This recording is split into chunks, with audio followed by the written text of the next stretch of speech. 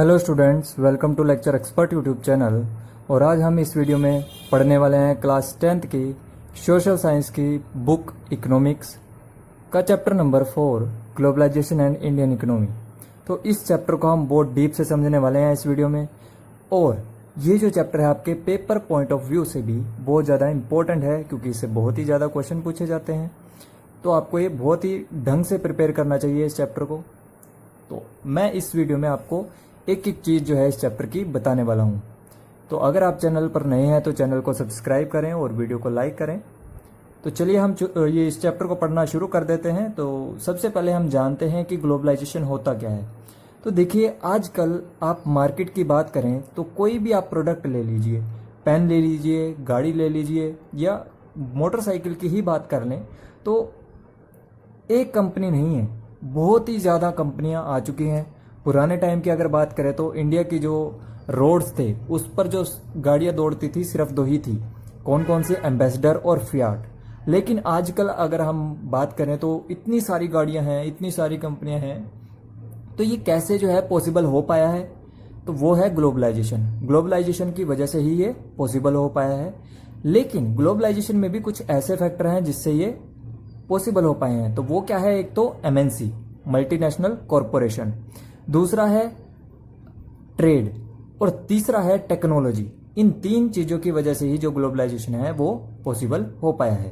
तो चलिए हम सबसे पहले देखते हैं कि ग्लोबलाइजेशन क्या होता है, उसकी डेफिनेशन क्या होती है वो हम देखते हैं। मैं आपको बता देता हूं कि ग्लोबलाइजेशन होता क्या है। बहुत सारी कंट्रीज जो हैं उनको इंटीग्रेट करना, जोड़ना, इसी को ही हम ग्लोबलाइजेशन बोल देते हैं। तो सबसे पहले हम ग्लोबलाइजेशन की डेफिनेशन देख लेते हैं।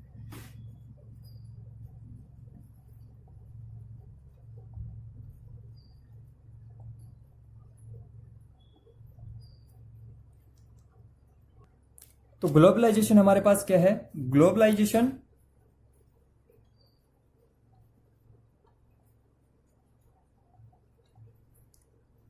Is this process of rapid integration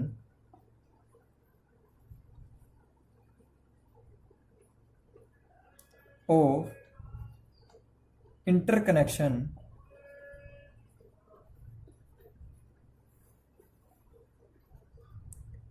between countries।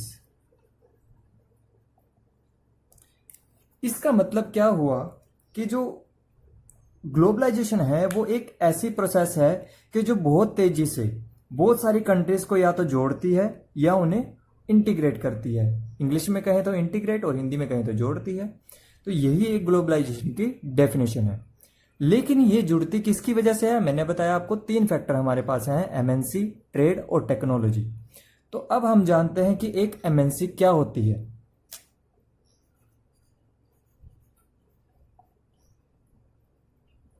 अगर एमएनसी की बात करें तो एमएनसी की फुल फॉर्म होती है मल्टीनेशनल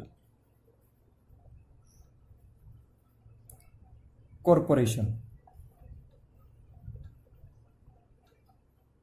इनका काम क्या होता है कि जैसे हम कंट्रीज को इंटीग्रेट करेंगे तो एक कंट्री से दूसरी कंट्री में प्रोडक्शन करना, या फिर हो सकता है एक से ज्यादा कंट्रीज भी जो है उसमें इन्वॉल्व हो प्रोडक्शन में। जैसे कि मान लीजिए कोई प्रोडक्ट बनवाना है, उसकी डिजाइनिंग मैंने यूएसए में करवा ली, मान लीजिए, फिर उसका मुझे रॉ मटेरियल चाहिए, यानी कि वो मैं कहाँ से लूंगा, यानी कि उसकी मैन्युफैक्चरिंग करने के लिए रॉ मटेरियल चाहिएगा। डिजाइन तो बन गया है तो मैं वो कहाँ से बनवा सकता हूँ? चाइना से बनवा सकता हूँ या किसी और कंट्री से भी करवा सकता हूँ। तीसरा, जब मेरे पास डिजाइन भी हो गया और मेरे पास रॉ मटेरियल भी आ गया तो मैं क्या करूंगा? प्रोडक्ट को असेंबल करवाऊंगा, यानी कि उस प्रोडक्ट को बनवाने के लिए इन सारी चीजों की असेंबली कराऊंगा, यानी कि उन्हें एक जगह पर इकट्ठा कराऊंगा। तो हो सकता है वो मैं किसी और सिटी में कर लूं, जैसे कि मैक्सिको में। जब ये सारी प्रोसेस हो जाएगी तो मैं मार्केट ढूंढूंगा। तो हो सकता है मैं मार्केट यूरोप में ढूंढ लूं, क्योंकि वहां पे मुझे लगता हो कि मेरे बिल्कुल पास में मार्केट है। ठीक है, तो यानी कि यहां पर एक प्रोडक्शन करने के लिए, एक प्रोडक्ट की हमने कितनी सारी कंट्रीज को क्या किया? जोड़ दिया। तो यही क्या है? इंटीग्रेशन या इंटरकनेक्शन। तो एमएनसी ये काम करती हैं। तो एमएनसी की डेफिनेशन हमारे पास क्या होगी वो हम देख लेते हैं। तो एमएनसी की डेफिनेशन हमारे पास है, a MNC is a company that owns or controls production in more than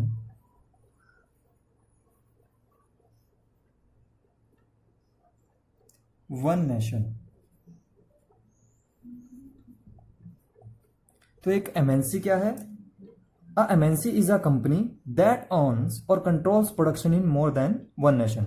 MNC एक कंपनी है जो क्या करती है, या तो कंट्रोल करती है या खरीद लेती है किसी कंपनी को प्रोडक्शन करने के लिए किसी दूसरे नेशन में, यानी कि एक से ज्यादा नेशंस में। जैसे कि अभी मैंने आपको एग्जांपल्स भी बताए हैं इसके, कि जैसे हम प्रोडक्शन करवाएंगे किसी प्रोडक्ट की और डिज़ाइन कहीं करवाएंगे तो उसके लिए जो रॉ मटेरियल है वो कहीं से खरीदेंगे, फिर उसको असेंबल कहीं करवाएंगे, बेचेंगे कहीं और जाके।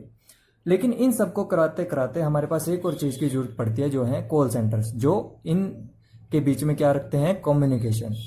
तो इन सब का रोल इम्पोर्टेंट है एक एमएनसी के लिए। तो अब हम जानते हैं कि एमएनसी कैसे जो है इंटरलिंक करती है कंट्रीज को। अब हम उससे पहले कुछ फैक्टर्स को जान लेते हैं, जैसे कि एमएनसी जो है वो अपनी एक इंडस्ट्री को कहाँ सेटअप करेगी। तो उसके लिए सबसे पहला हमारा फैक्टर क्या होगा, जहां पर एक एमएनसी सेटअप करेगी किसी कंपनी को, तो वो है हमारे पास skilled and unskilled labour at lower cost. पहला तो क्या होगा कि वो क्या देखेंगे कि जो लेबर है, जो पढ़ी लिखी है या पढ़ी लिखी नहीं है, जिसके पास कोई स्किल है या नहीं है, वो लेबर उन्हें कैसे मिले, लो कॉस्ट पर मिले। दूसरा वो क्या देखेंगे कि जो रॉ मटेरियल है उसकी अवेलेबिलिटी हो इजीली, रॉ मटेरियल हमारे पास कैसा होना चाहिए, इजीली अवेलेबल। तीसरा क्या होगा, मार्केट्स जो है वो आसपास ही होनी चाहिए। और चौथा क्या होगा कि वो ज्यादा से ज्यादा प्रॉफिट को अर्न कर सके। ठीक है, और ये अर्न कब होगा, जब ये सारे फैक्टर्स जो हैं इसको अवेलेबल होंगे एक ही जगह पर। तो वहां पर जो है एमएनसी अपनी जो इंडस्ट्री है उसको सेटअप करती है। अब हम देखते हैं कि जो ये एमएनसी है वो कैसे सेटअप करती है अपनी इंडस्ट्री को, उसके लिए उसको क्या करना पड़ता है। तो उसमें हमारी सबसे पहली जो चीज आती है वो क्या है, इन्वेस्टमेंट। तो सबसे पहले एक एमएनसी को क्या करनी पड़ती है, इन्वेस्टमेंट। अब ये इन्वेस्टमेंट क्या होती है, तो इन्वेस्टमेंट की डेफिनेशन है the money that is spend to buy assets such as land, building,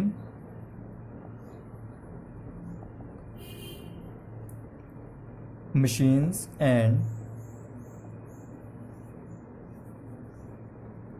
other equipment। इसी को हम बोल देते हैं इन्वेस्टमेंट। लेकिन जब ये इन्वेस्टमेंट एक एमएनसी करती है तो इसी को हम बोल देते हैं फॉरेन इन्वेस्टमेंट। अब हम डेफिनेशन देखते हैं कि फॉरेन इन्वेस्टमेंट क्या होती है।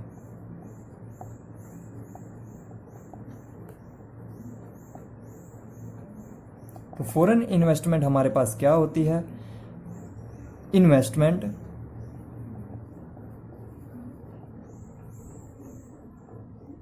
Made by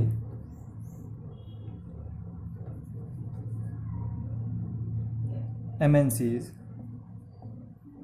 is called foreign investment।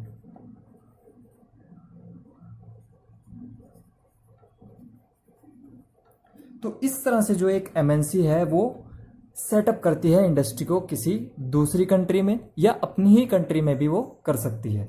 तो सबसे पहले उसे क्या करना होगा, इन्वेस्टमेंट करनी होगी। अब हम देखते हैं इसके कुछ एग्जाम्पल। अब जो एमएनसी है वो कैसे जो है इन्वेस्ट कर सकती है किसी दूसरी कंपनी में, वो हम इस वीडियो में जानेंगे और साथ साथ एक एग्जाम्पल भी लेंगे। तो देखिए क्या होगा, एमएनसी जो है उसके पास दो रास्ते हैं, वो इन्वेस्ट कैसे कर सकते हैं किसी दूसरी कंपनी में। पहला तो क्या है कि वो एक इंडस्ट्री में जाकर उसके साथ जॉइंट वेंचर कर ले, यानी कि वहाँ पर जो प्रोडक्ट्स हैं यानी कि जो एसेट्स हैं उसके, जैसे कि इक्विपमेंट, मशीन्स, ये उसको खरीदने में हेल्प कर दे। दूसरा, या उसको जो लेटेस्ट टेक्नोलॉजी आजकल यूज़ में है उसको वो प्रोवाइड कर दे। तो दो तरीके तो ये हैं। तीसरा क्या है कि वो किसी कंपनी को क्या कर ले, खरीद ले। ठीक है, उसे खरीदने के बाद क्या करेगी, प्रोडक्ट तो उससे बनवाएगी और टैग जो है वो अपना लगवा के उसको सेल कर देगी। तो तीन उसके पास रास्ते हैं एमएनसी के। तो जो थर्ड वाला है उसका हम एक एग्जांपल लेते हैं। जैसे कि हम बात करें तो कारगिल फूड्स की, ये एक अमेरिकन कंपनी है जो क्या करती है, हमारा जो इंडिया की एक स्मॉल प्रोड्यूसर कंपनी है जो जिसका नाम है पारक फूड्स। ये जो कंपनी है इसकी ऑयल रिफाइनरीज भी हैं और ये वेल रिप्यूटेड जो है एक कंपनी है। तो ये कारगिल फूड्स क्या करती है, इस कंपनी से जो है प्रोडक्ट्स को बनवाती है और बनवाने के बाद जब वो इसको टेक्नोलॉजी प्रोवाइड करती है, पारक फूड्स को इन्वेस्ट करती है, यानी कि कह सकते हो इसमें इन्वेस्ट करती है कारगिल फूड्स। इन्वेस्ट करने के बाद जब प्रोडक्ट्स बनते हैं तो वो प्रोडक्ट जो हैं कारगिल फूड्स को दे दिए जाते हैं, जिस पर जो ये कारगिल फूड है वो टैग लगाकर उन्हें सेल कर देता है डोमेस्टिक मार्केट में या फिर दूसरी कंट्रीज की मार्केट में। तो ये एक एग्जांपल है कि कैसे जो है कोई कंपनी एमएनसी किसी दूसरी कंपनी को खरीद सकती है। तो यहाँ पर हम देख चुके हैं कि ग्लोबलाइजेशन क्या होता है, कैसे वो इंटरलिंक होता है, उनमें किसका रोल होता है किसका नहीं।